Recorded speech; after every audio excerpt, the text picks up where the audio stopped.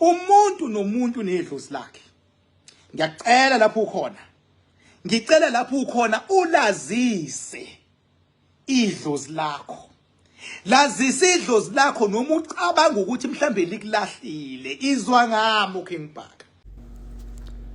Akufanele mfowethu udlala abantu bakhulume noma yini abayithandayo. Ngoba nakho uxakekile ngoba bengabe usenkingeni kusuke ngingalwa idlozi lakho, kusuke kulwa imimoya, kusuke kulwa abantu bangaphandle, kusuke kulwa izilwane zingaphandle. Mase ziyasuka zona zithola iaccess enhlizweni yakho nasengqondweni yakho. Ezinye zezathu okugcina imimoya isithola indlela yokungena kuba yilezi izathu zongakwazi ukubambisana nabantu ekumele bakusize bakusupport empilweni. Uma ngase nje mfowethu ukwazi ukubambisana kahle nabantu bakwenu, ningaxabana nibanga into engekho. Ukwazi ukubambisana kahle nalabantu abathembele kuwena kuyingane zakho.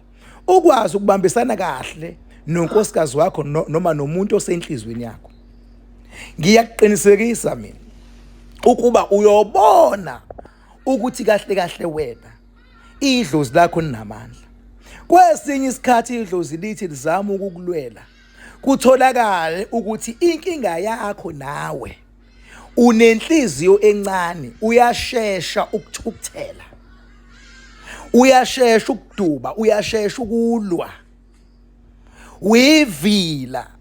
Noma idlozi lakho lingaba namandla angakanani, kodwa bengabe uyivila noma uyilenhlobo eduba kalula empilweni, uyohlala uthwala kanzima bese ublame lona futhi idlozi lakho. Mangabe mfowethu idlozi elistrong, kufuna wena ube nenhliziyo enhle, kufuna wena ube nomoya omuhle kwabanye abantu, kufuna wena ubazisa abanye abantu. Ngoba idlozi lakho lisuke lizosebenzisa abanye abantu sometimes engingabona ngishabakini ukuthi kufezakale lesifiso unaso. Idlozi lakho lisuke lizosebenzisa abantu ngisho sometimes osebenza abantu okuyibona abazokuqasha ukuba uthole lo msebenzi ofunayo. Bafethu ningiqolele, kumele ngiphuthume lapha edamini njengamanje.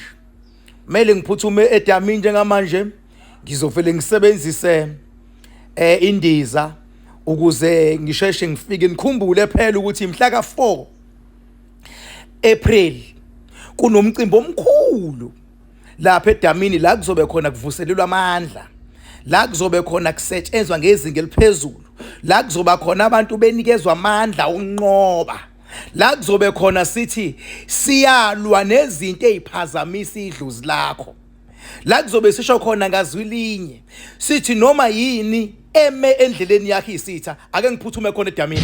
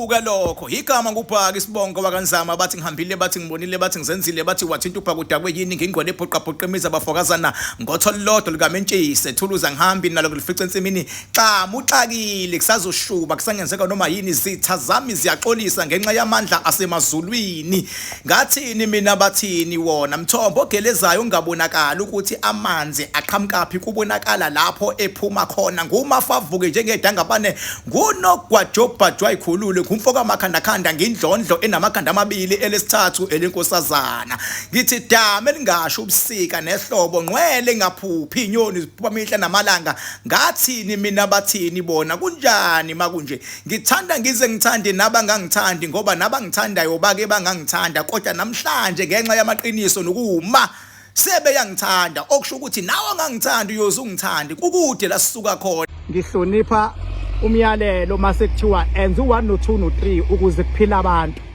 angishonike lena le mase uphumile umyalelo linwebe idamu ukuze kuphila abantu ngiyakwenza lokho okwami ukwenza lokho engisuke sengikuthole njengomyalelo